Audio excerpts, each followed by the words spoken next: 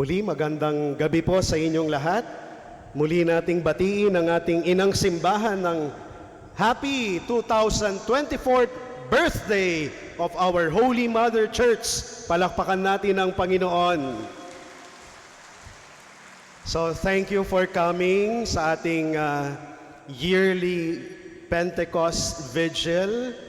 Maraming salamat sa inyong pagdalo at pakikisa sa ating pagdiriwang at paghahanda para sa dakilang kapistahan ng Pentecostes o ang pagbaba ng banal na Espiritu Santo para yung mga apostoles, mga alagad, mga tagasunod ni Kristo ay magkaroon ng lakas ng loob na ipahayag ang mabuting balita at ikalat ang aral ng kaligtasan na itinuro sa kanila ng ating Panginoong Hesus. Nais ko lang pong malaman sa mga may altar sa bahay, sino po dito ang may imahen ng ating Panginoong Hesus? Sacred Heart of Jesus man, o Pong Hesus Nazareno man, o Santo Niño man, basta imahen ng Panginoong Hesus, pakitaas nga ang kamay. Oh, very good. Almost 100%.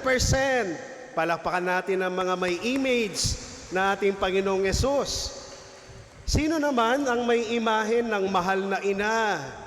Our Lady of La Salette, Our Lady of Lourdes, Our Lady of Fatima, Our Lady of Kaysasay, Our Lady of Inapuong Bato, Our Lady of Antipolo or Peace and Good Voyage, o kahit na anong imahen ng mahal na ina sa bahay.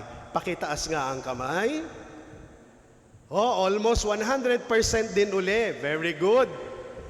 Sino naman dito ang may imahen ng santo o saint?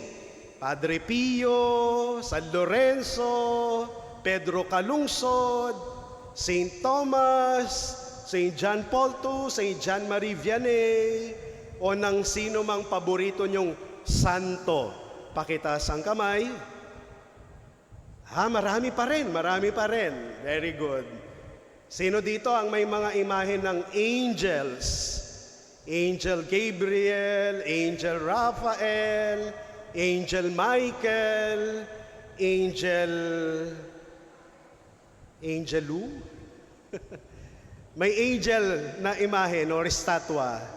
Wow, very good. Pakonti na ng pakonti, ha? Ito, last na lang. Sino dito ang may imahen ng Espiritu Santo? May nagtatas ng kamay. Meron. Ano kaya ang imahen yan? Dove? Ha? Kalapate o apoy? Di lang apoy? Karamihan wala, no? Karamihan walang image o estatwa ng Espiritu Santo. Kaya nga Espiritu Santo Sa Spirit nga siya. Saan nakalagay ang Espiritu Santo? Saang altar nakalagay ang Espiritu Santo? Yan, turo nga kung saan? Saan?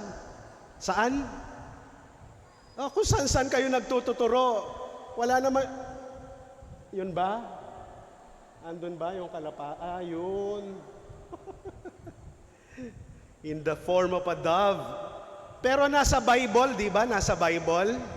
Nasaan daw ang templo ng Espiritu Santo? Saan? Pakituro. Very good. Turo nyo sa katabi nyo. Andyan.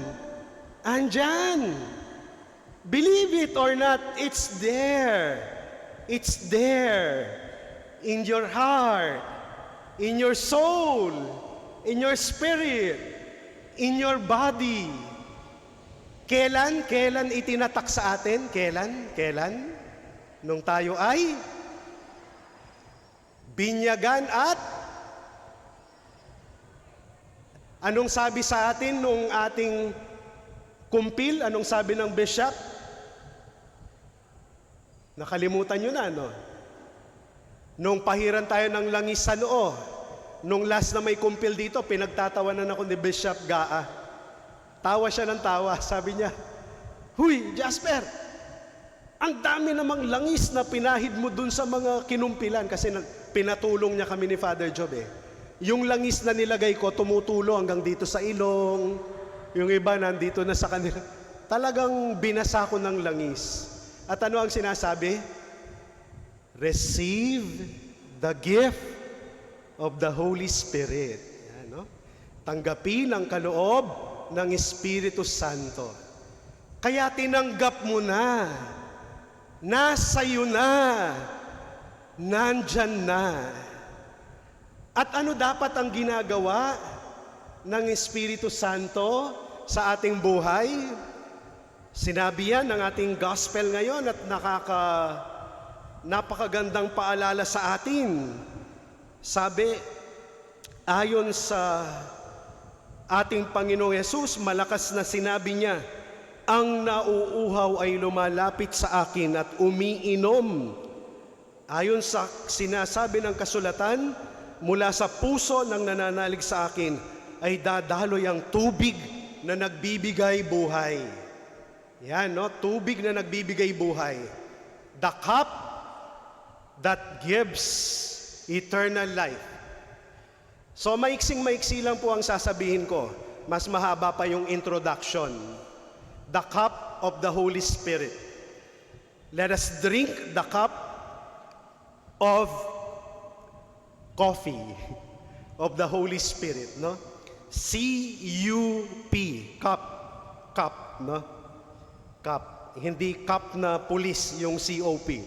Cup na mug, yung iniinuman, no? Anong ginagawa sa atin nung tayo ay tatakan, binyagan, o ipagkaloob ang Espiritu Santo? Unang-una, letter C, it consecrates us. Kino-consecrate tayo. Di ba kaya nga kapag consecration, sinasabi ng pare, "Ama naming banal, ikaw ang bukal ng tanang kabanalan. Kaya't sa pamamagitan ng iyong Espiritu, gawin mong banal ang mga kaloob na ito." So yung Espiritu Santo, bumababa, kino-consecrate niya. To make holy, pinapabanal. Yung mga bagay na hinihiwalay natin para sa Diyos.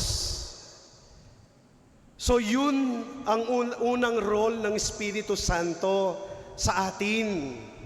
Kino-consecrate tayo.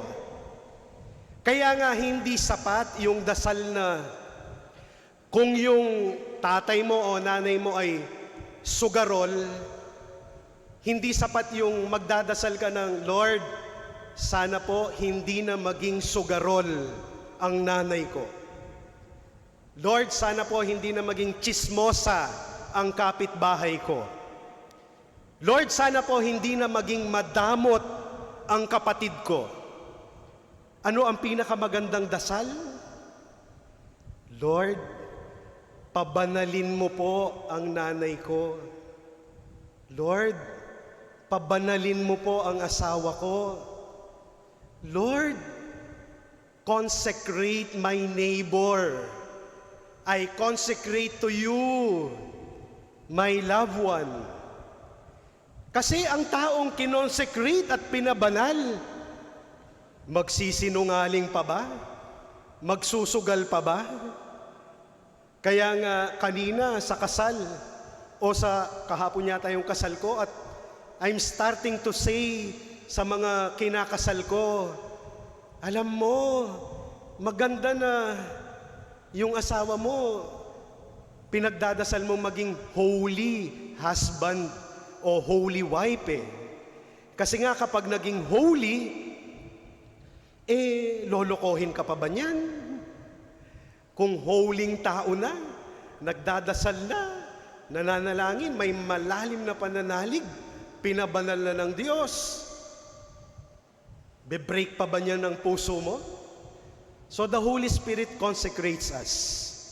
Sana pray for one another, especially for your loved ones, not only to stop sinning or to have conversion, but to be consecrated. Gawing banal, to make them holy. Sila'y maging banal. Kaya sa ating vigil na ito, sana ang panalangin natin, Lord, make me holy. Holy Spirit, make us holy. No?